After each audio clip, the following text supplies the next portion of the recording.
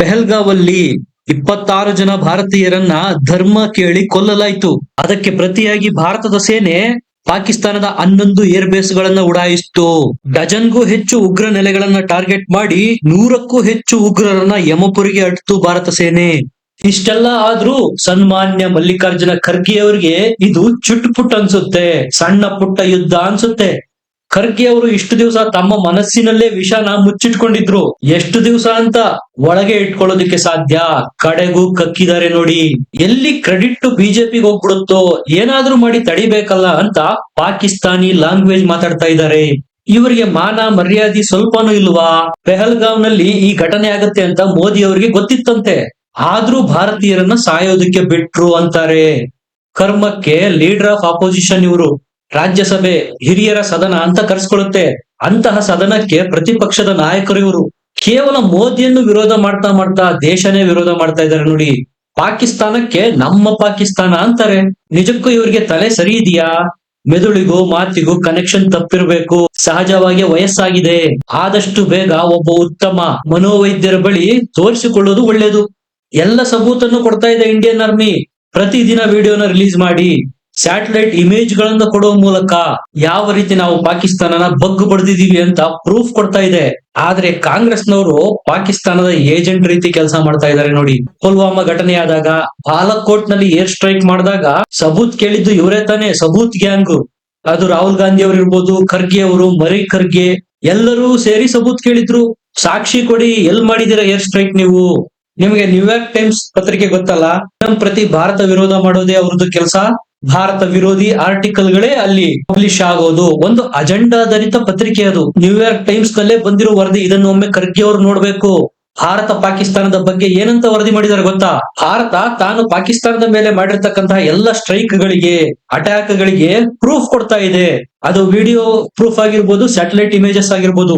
ಆದ್ರೆ ಪಾಕಿಸ್ತಾನ ತಾನು ಮಾಡಿರುವ ಸ್ಟ್ರೈಕ್ ಗೆ ಒಂದೂ ಸಬೂತು ಕೊಡೋದಕ್ಕೆ, ಸಾಕ್ಷ್ಯ ಕೊಡೋದಕ್ಕೆ ಸಾಧ್ಯ ಆಗಿಲ್ಲ ಅಂತ ನ್ಯೂಯಾರ್ಕ್ ಟೈಮ್ಸ್ ನಲ್ಲೇ ವರದಿ ಮಾಡಿರೋದು.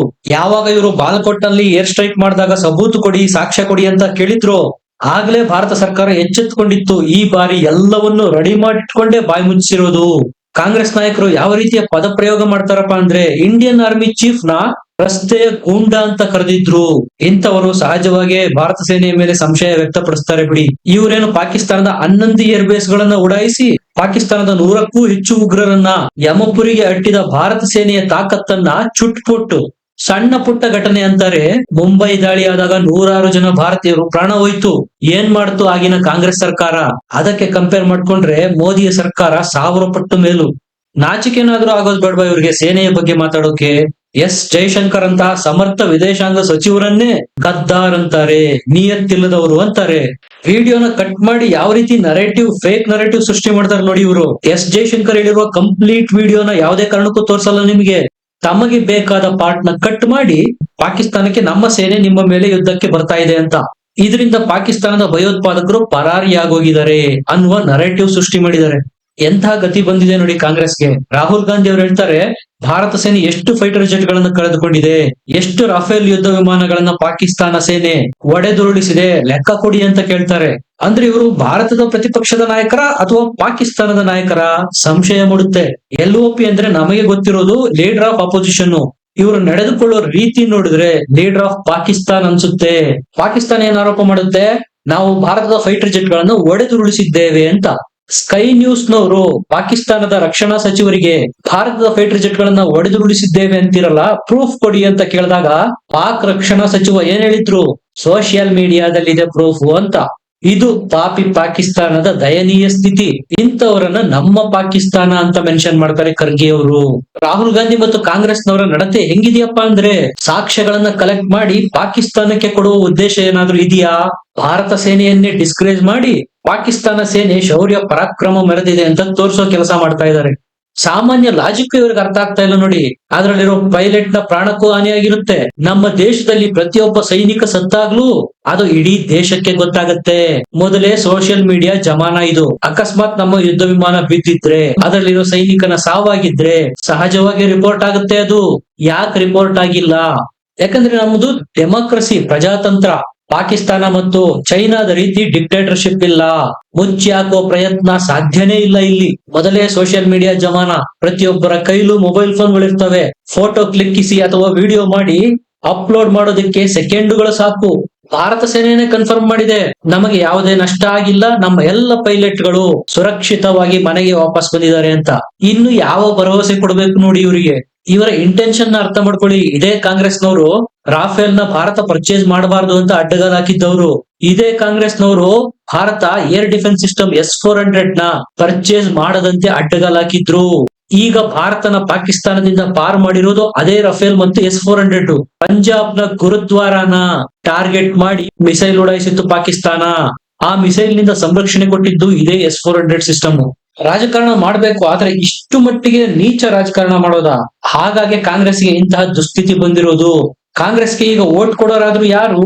ಮೋದಿಯ ಕಟ್ಟಾ ವಿರೋಧಿಗಳು, ಹಿಂದೂ ವಿರೋಧಿಗಳು ಮಾತ್ರ. ಅಸಾದುದ್ದೀನ್ ಓವೈಸಿ, ಶಶಿ ತರೂರ್ ಮತ್ತು ಸಲ್ಮಾನ್ ಖುರ್ಷಿದ್ರಂತಹ ಕಾಂಗ್ರೆಸ್ ನಾಯಕರು ಮೋದಿ ಅವರು ಸೀಸ್ ಫೈರ್ ಮಾಡ್ಕೊಂಡಿದ್ದು ಸರಿಯಾಗೇ ಇದೆ, ನಮ್ಮ ಸೇನೆ ಪಾಕಿಸ್ತಾನದ ವಿರುದ್ಧ ಭರ್ಜರಿ ಜಯ ಸಾಧಿಸಿದೆ ಅಂತ ಸಪೋರ್ಟ್ ಮಾಡ್ತಾರೆ. ಆದ್ರೆ ಕಾಂಗ್ರೆಸ್ ನೀಚ ರಾಜಕಾರಣ ಮಾಡ್ತಾ ಇದೆ. ಪಾಕಿಸ್ತಾನದ ಮೀಡಿಯಾದವರು ರಾಹುಲ್ ಗಾಂಧಿ, ಖರ್ಗೆ ಅವರ ಸ್ಟೇಟ್ಮೆಂಟ್ ಗಳನ್ನು ತಮ್ಮ ಮೀಡಿಯಾದಲ್ಲಿ ತೋರಿಸಿ ಭಾರತದ ಕಡೆಗೆ ಬೊಟ್ಟು ಮಾಡ್ತಾರೆ. ನರೇಟಿವ್ ವಾರ್ ಅಲ್ಲೂ ಸಹ ಮೋದಿಗೆ ಸ್ಪಷ್ಟ ಮುನ್ನಡೆ ಸಿಕ್ಕಿದೆ. ನ್ಯೂಯಾರ್ಕ್ ಟೈಮ್ಸ್ ನಂತಹ ಕಟ್ಟ ಭಾರತ ವಿರೋಧಿ ಪತ್ರಿಕೆನೆ ಭಾರತ ಮಾಡಿರ್ತಕ್ಕಂತಹ ದಾಳಿಗೆ ಸಬೂತ್ ಕೊಟ್ಟಿದೆ. ಭಾರತ ಸೇನೆಗೆ ಪಾಕಿಸ್ತಾನದ ವಿರುದ್ಧ ಮೇಲುಗೈಯಾಗಿದೆ ಅನ್ನುತ್ತೆ. ನಮ್ಮ ಪ್ರತಿಪಕ್ಷಗಳು ಹೇಳ್ತಾರೆ ಸರೆಂಡರ್ ಆಗಿದ್ದಾರೆ ಅಂತ. ಸ್ನೇಹಿತರೆ, ಇದಕ್ಕೆಲ್ಲ ಕಾರಣ ಏನ್ ಗೊತ್ತಾ? ಸೆನ್ಸ್ ಆಫ್ ಎಂಟೈಟಲ್ಮೆಂಟ್, ವಂಶವಾದ. ಒಬ್ಬ ಚಾಯ್ವಾಲ OBC ನಾಯಕ ಮೋದಿ ಅದೆಂಗೆ ಪ್ರಧಾನಿಯಾಗ್ಬಿಟ್ರು? ನಾನು ಕೂರ್ಬೇಕಾಗಿರೋ ಸ್ಥಾನ ಅದು. ನಮ್ಮ ಮುತ್ತಜ್ಜ ಪ್ರಧಾನಿ, ನಮ್ಮ ಅಜ್ಜಿ ಪ್ರಧಾನಿ, ನಮ್ಮ ತಂದೆಯವರು ಸಹ ಪ್ರಧಾನಿಯಾಗಿದ್ದವರು. ಅವ್ರ ನಂತರ ನಾನ್ ತಾನೇ ಆಗ್ಬೇಕಾಗಿರೋದು. ಅದೆಂಗೆ ಒಬ್ಬ ಸಾಮಾನ್ಯ ಚಾಯ್ವಾಲ OBC ವರ್ಗಕ್ಕೆ ಬರೋ ಮೋದಿ ಹೆಂಗೆ ಪ್ರಧಾನಿ ಆದ್ರು ಅನ್ನುವ ತೊಳಲಾಟ ನೋಡಿ. ರಾಹುಲ್ ಗಾಂಧಿ ಅವರ ಮನಸ್ಸಲ್ಲಿ ಅದು ಇಳಿದೋಗ್ಬಿಟ್ಟಿದೆ. ಪ್ರಧಾನಿ ಆಗ್ಬೇಕು ಅನ್ನೋದು ನನ್ನ ಜನ್ಮಸಿದ್ಧ ಹಕ್ಕು, ಅರ್ಹತೆ ಇದೆಯೋ ಇಲ್ವೋ ಅದು ಸೆಕೆಂಡ್ರಿ. ಬಿಹಾರಕ್ಕೆ ಬಂದ್ರೆ ತೇಜಸ್ವಿ ಯಾದವ್ ಅವರು ಅದೇ ರೀತಿ ಯೋಚನೆ ಮಾಡೋದು. ನಮ್ಮ ತಂದೆ ಮುಖ್ಯಮಂತ್ರಿ ಆಗಿದ್ರು, ನಾನೂ ಮುಖ್ಯಮಂತ್ರಿ ಆಗ್ಬೇಕು. ಉತ್ತರ ಪ್ರದೇಶಕ್ಕೆ ಬಂದ್ರೆ ಅಖಿಲೇಶ್ ಯಾದವ್ ಅವರು ಸಹ ಅದೇ ರೀತಿ ಯೋಚನೆ ಮಾಡೋದು. ತಮಿಳುನಾಡಿಗೆ ಬಂದ್ರೆ DMK, ಜಮ್ಮು ಕಾಶ್ಮೀರಕ್ಕೆ ಬಂದ್ರೆ ಉಮರ್ ಅಬ್ದುಲ್ಲಾ. ಇವರೆಲ್ಲ ದೇಶನ, ರಾಜ್ಯಗಳನ್ನ ನಮ್ಮ ಜಾಗೀರು ಅನ್ಕೊಂಡ್ಬಿಟ್ಟಿದ್ದಾರೆ. ಸಾಮಾನ್ಯ ಚಾಯ್ವಾಲ ಮೋದಿ ಪ್ರಧಾನಿಯಾಗಿರೋದನ್ನ ಸಹಿಸೋದಿಕ್ಕಾದ್ರೂ ಹೇಗೆ ಸಾಧ್ಯ? ಈಗ ಮೋದಿ ಅವರ ಹಕ್ಕನ್ನು ಕಸಿದುಕೊಂಡಿರೋದು. ಸಹಜವಾಗಿ ಸ್ಥಿಮಿತ ಕಳೆದುಕೊಂಡು ಹುಚ್ಚರಂತಾಡ್ತಾ ಇದ್ದಾರೆ. ಮಾತಾಡಿದ್ರೆ ತಳ ಬುಡ ಒಂದು ಇರೋದಿಲ್ಲ. ಉತ್ತರ ಪ್ರದೇಶದ ಸ್ವಾಮಿ ಪ್ರಸಾದ್ ಮೌರ್ಯ ನಂತರ ನಾಯಕರು ಏನ್ ಹೇಳೋದು? ಆಪರೇಷನ್ ಸಿಂಧೂರದಲ್ಲಿ ಒಬ್ಬ ಟೆರರಿಸ್ಟು ಸತ್ತಿಲ್ವಂತೆ. ಶಹಬಾಜ್ ಶರೀಫ್ ಸಹ ಈ ರೀತಿಯ ಸ್ಟೇಟ್ಮೆಂಟ್ ಕೊಟ್ಟಿಲ್ಲ. ಭಾರತೀಯರಾಗಿದ್ದುಕೊಂಡು ಈ ವ್ಯಕ್ತಿ ಆ ರೀತಿ ಹೇಳ್ತಾರೆ ನೋಡಿ. ಹಾಗಾದ್ರೆ ಎಣಗಳನ್ನ ಸಾಗಿಸ್ತಾ ಇದ್ದ ಪಾಕಿಸ್ತಾನದ ಆಂಬುಲೆನ್ಸ್ ನ ವಿಡಿಯೋನ ನೋಡಿಲ್ವಾ ಈ ವ್ಯಕ್ತಿ? ಸ್ನೇಹಿತರೆ, ಇದಿಷ್ಟು ನಮ್ಮ ದೇಶದ ಪ್ರತಿಪಕ್ಷಗಳ ಪರಿಸ್ಥಿತಿ. ನಿಮ್ಗೆ ಏನನ್ಸುತ್ತೆ? ಕಮೆಂಟ್ ಮಾಡಿ, ಲೈಕ್ ಮಾಡಿ, ಚಾನಲ್ ನ ಸಬ್ಸ್ಕ್ರೈಬ್ ಮಾಡಿ. ಮತ್ತೆ ಸಿಗೋಣ. ನಮಸ್ಕಾರ.